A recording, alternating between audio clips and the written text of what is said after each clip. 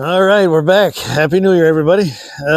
Been a good month since I put a video up, since just before Christmas. Sorry about that, but as usual, the holidays are busy for everybody, and the same here for me. So, but anyway, this is Big Knife January. Okay, well, January and February. And I hope everybody had a great holiday season. You know, Merry Christmas and Happy New Year to everybody.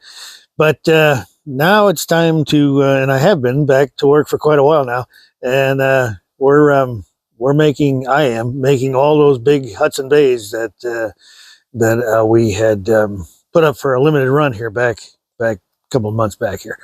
Anyway, so what I'm going to do is show how I forged them down. Okay.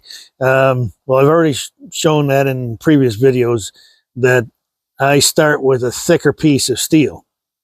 Okay, these are the Hudson Bay blanks, obviously, and it's about I forged a thicker piece down to approximately 3/16 between 3/16 and 1/4 of an inch. We don't do metric here. So then after that happens, okay, now I don't believe in forging the handle down to this thickness right here under the hammer or whatever, you know, hand hammer. I don't think that actually helps in any way. Certainly doesn't help with the strength. Okay, this is an incredibly strong piece of steel, just as it is now after I forged it down to the thickness here. By the time you forge that handle down to this thickness or in that area, you make a mess of the steel. It squishes and it bulges out, and it's really no there's no advantage to doing it that way, because ultimately you still have to put the there's my Hudson Bay blank. You have to put the blank onto the steel and trace it out, and then profile grind it like I've done here. Now this would be pretty nearly the final dimension of it right here. So the handles are ground to profile shape. Okay, but the next step here is hammering the bevels in. All right, that'll be probably 1.25 inches deep up on that blade. Now, I do that too, whereas other people don't. They just grind the bevels on. The whole idea here is to make the strongest possible knife as I can, and the best holding ability. Okay, so by hammering those bevels down, it's actually making the molecules in the steel even more dense than they are already. It's called packing the steel. So it does take longer. Okay, I'm not throwing it on the grinder and grinding it down. It takes longer. It's just the part of the way I make my knives, and then I grind the bevel flat on the belt sander and smooth everything out, and that's where they go into the heat treat. But I'm going to show everybody how I profile grind, okay, preliminary anyway, and then I'll do the bevel grinding, and then we'll go from there. Okay, so stick with me here, and I'll have a whole bunch of videos all tied together by the time this is done. Okay, thanks.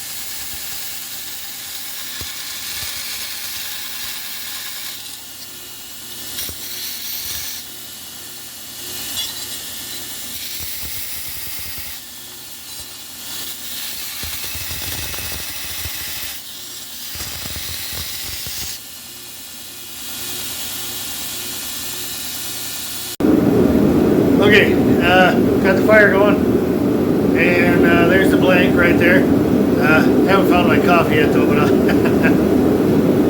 that's important. Anyhow, made a line right here on both sides to show where I'm going to be hammering, and we'll bring that down to light 1/8 of an inch, maybe a little thinner than that, by hand hammering on the anvil, and then I'll grind from there to the final thickness. But that's about it right there. So we're going to get this in the fire, and I'll show everybody how I'm hammering out on the anvil. Okay, going for my coffee now. Alright, got it to a nice orange heat, and I'm going to start hammering on that here in just a second. Hang on. Okay, we got it to a nice high orange heat, and here we go.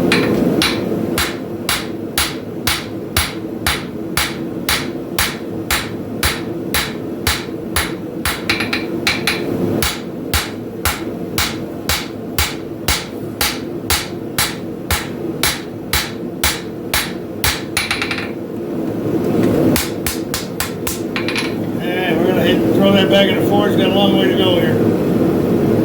Okay, second heat. This anvil's a little cold, so it's sucking the heat right out of that.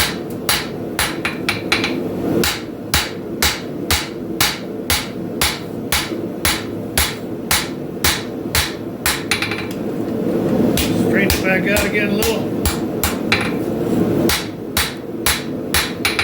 Losing heat there pretty quick.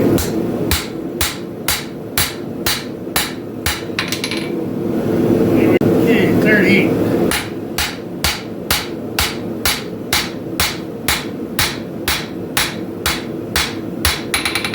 Notice I'm thinning out the tip a little bit more.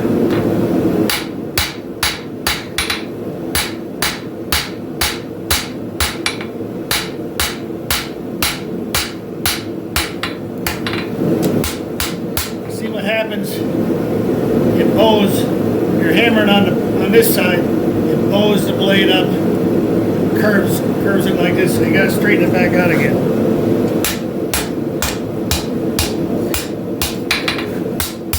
Keep doing that several times.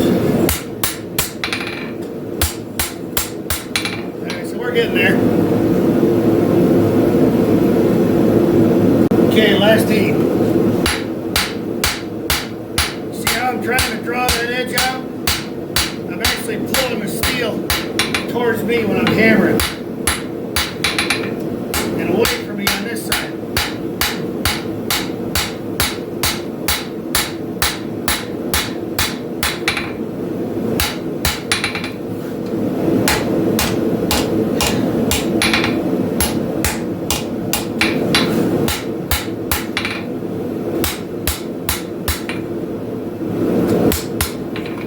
Alright, so that's about about 1/8 of an inch on that. So we're going to grind it from there. So that was about 4 heats. I'm going to throw it in the power hammer just to flatten it out just a little bit more, and then it'll be ready for the grinder. Okay, just got off the anvil like we saw in that last clip there, and there it is right there, one of them anyway. So what happens is, of course, you know, we thinned it out to the point where I want it to be, and what happens, of course, is when you're hammering, the steel grows. It gets deeper and longer, and as you can see, there's that distal taper that I hammered in too. So that makes it grow a little bit more too, and of course on the back here. So you have to put the pattern back down on the blank there, and draw it over again. So I'll just touch it up, get it back to the dimension that I want it to be, and then I'll do the actual bevel grinding. It's a little hard to see where I hammered on these, but anyway, as you can tell, it's definitely thinner. So that was part 1, and I got part 2 coming here as soon as I can get all the videos together. Anyway, yeah, it was not that far away. All right, everybody, thanks for watching. Really appreciate it.